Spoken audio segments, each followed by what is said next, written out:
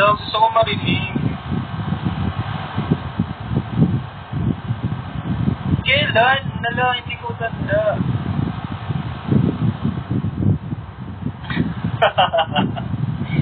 Hindi ko tanda kailan.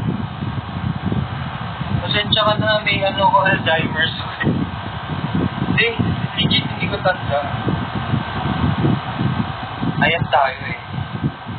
Sige, Luis, sa dami ng pumupunta sa live ko, what makes you think na lahat ng kumanta maaalala ko?